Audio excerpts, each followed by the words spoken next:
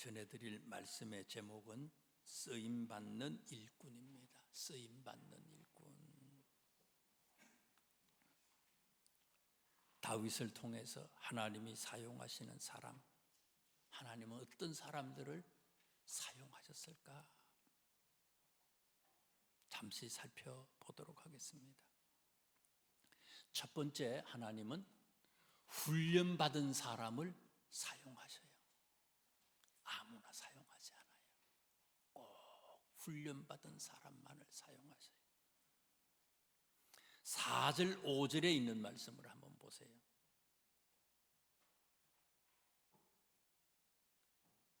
몇 살에 왕이 됐어요? 30살에 왕이 됐어요. 왕이 되기는 됐는데 12지파 전체의 왕이 된 게 아니에요. 30살에 유다 지파의 왕이 됐어요. 유다하고 베냐민하고 두 지파가 옹립을 해서 왕이 됐어요. 나머지 10지파는 왕으로 인정을 하지 않아요. 그런데 몇 년 지나서 나머지 10지파도 전체 12지파가 임금으로 인정을 해줘요. 4절 5절에 보니까 몇 년 지나서요? 7년 6개월이 지나서 7년 6개월 계속해서 유다의 임금이 된 이 다윗하고 10지파의 임금 사울의 아들하고 계속해서 싸움을 하는 거예요. 그게 7년 6개월이에요. 한번 생각해 보세요. 다윗이 사무엘에게 기름 부음을 받잖아요. 이제 왕이 될 거다 하고 기름 부음을 받았어요. 기름 부음을 받았을 때에 다윗의 나이가 몇 살 정도 됐을까? 16장에 사무엘상 16장에 기름 부음을 받았고요. 17장에 있는 말씀에 보면 전쟁이 났어요. 블레셋하고 전쟁이 났어요. 그래서 다윗의 형님들이요, 군인으로 징집해서 이제 전쟁터에 나가요. 다윗의 형제가 모두 몇 명이에요? 8명이 있잖아요. 8명이 있는데 형님들이 군대를 갔어요. 군대는 20살 이상 돼야만이 성인 남자들이 군대를 가는 거거든요.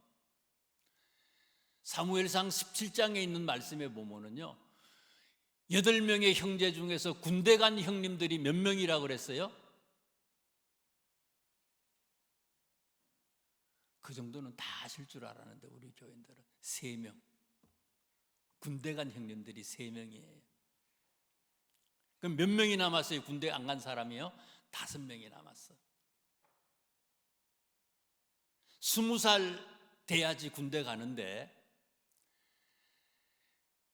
형제들의 나이 터울이요, 1살 터울이라 그러더라도요, 이 한 살이 쉽지 않잖아요. 보통 2살, 3살 그렇잖아요. 1살 차이라 할지라도 다윗의 나이가 몇 살 정도 됐을까? 5명이 군대를 안 갔어 지금요. 1살 차이로 막 났어. 1살 차이가 안 되면 어떨 때는요 쌍둥이 났을지도 모르겠어요. 그래도 15살이야 다윗이.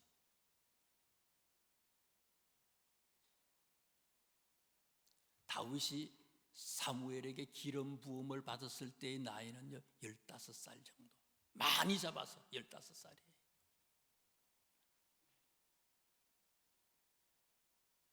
그때부터 다윗이 어려움을 당하잖아요. 몇 살 때까지요?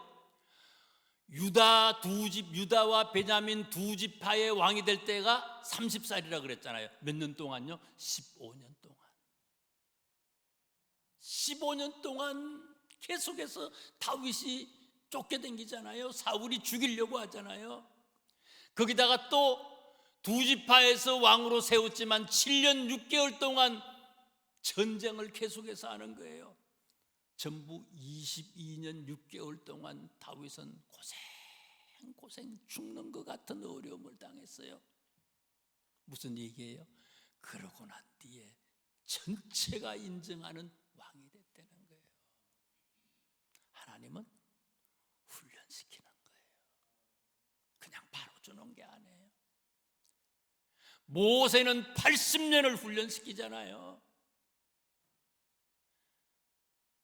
아브라함은 25년 훈련시키고요.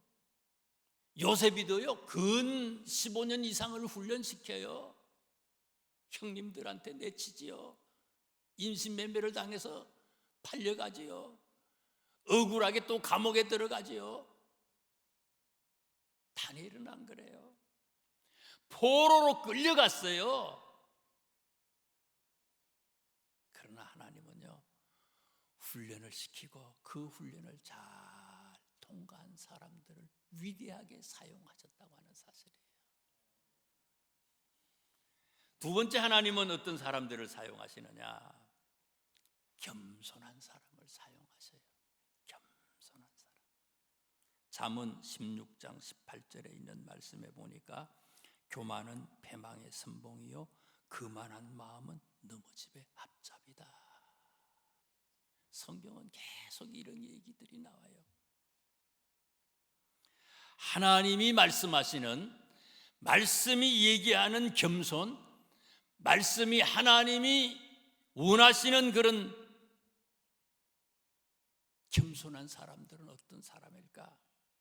오늘 본문 5장 그 뒤에 나오는 말씀을 보세요. 17절 이하, 17절, 18절, 19절을 보세요. 다윗이 블레셋하고 싸워서 이겼어요. 전쟁을 해서 이겼습니다. 19절에 있는 말씀에 보니까 다윗이 뭐를 하는 겁니까? 전쟁하러 나가도 됩니까? 하고 하나님 앞에 물어보는 거예요. 기도하는 거예요. 하나님, 어떻게 해야 됩니까? 블레셋 사람과 싸워야 됩니까? 물어봐요.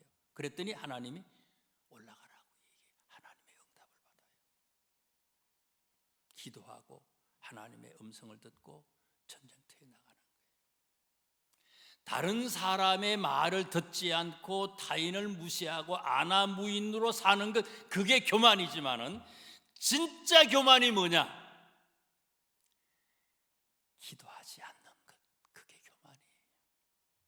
반대로 기도하는 자는 겸손한 사람이라는 거예요. 22년 6개월 동안 다윗은요, 자신의 힘으로, 자기의 지혜로, 자기의 능력으로, 자기의 경험으로 되지 않는다는 것을 철저하게 깨닫는 거예요. 안 되는 거예요, 이게요. 될 수가 없는 거예요. 나는 내 힘으로는 되는 게 아니구나.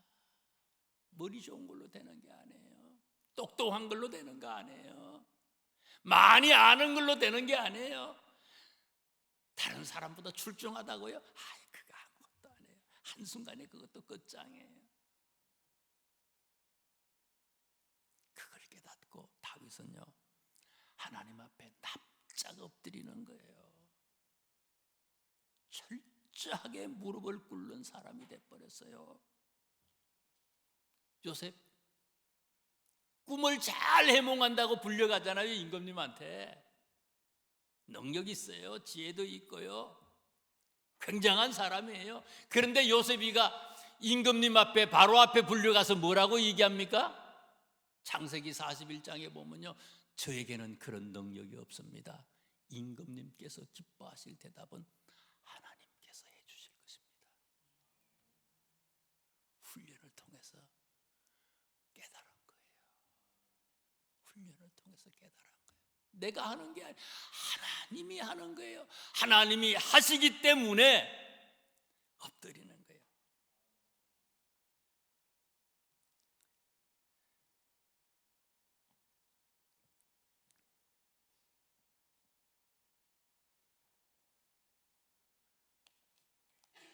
아까 우리가 찬양을 했잖아요. 기도하는 이 시간.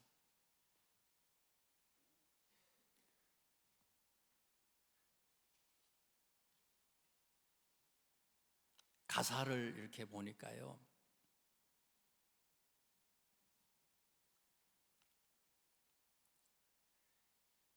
이런 가사가 있어요. 3절에 기도하는 이 시간 주께 엎드려서 은밀하게 구할 때 꼭 응답받네.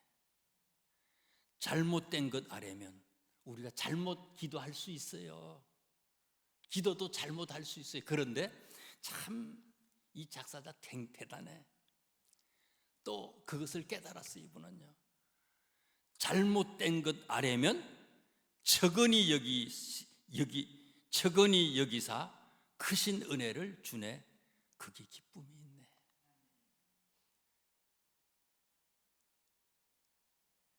잘못된 걸 구해도요, 하나님은 다 아시고 또 다른 축복을 해주시는 하나님이래요. 다 끊어가지고 이거 잘한 거 못한 거 이런 게 아무것도 아니라는 거예요.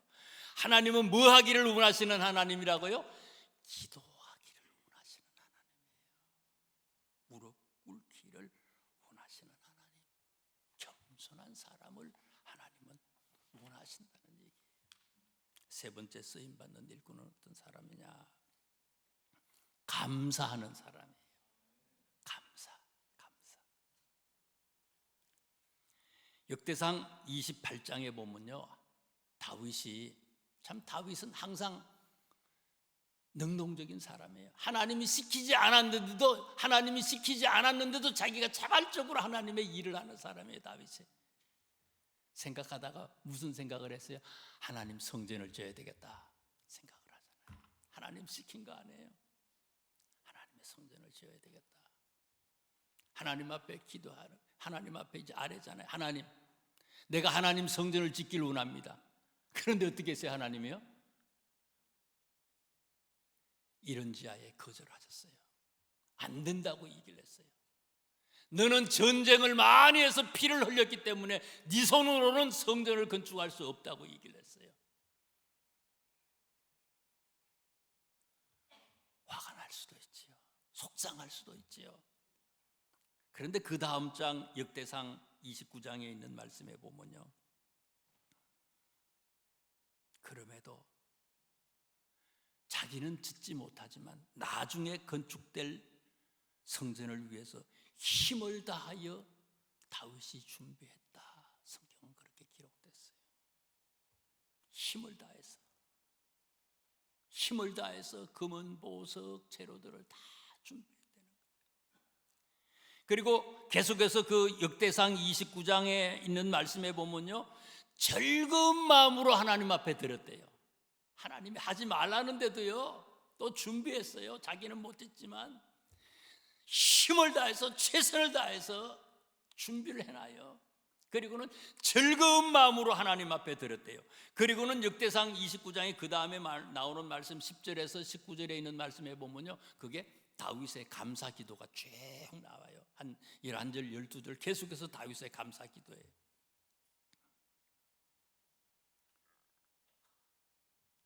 거절당했는데도 준비하고, 힘을 다해서 준비하고, 즐거운 마음으로 준비하고, 그리고 그럼에도 하나님 앞에 감사하는 그런 내용이,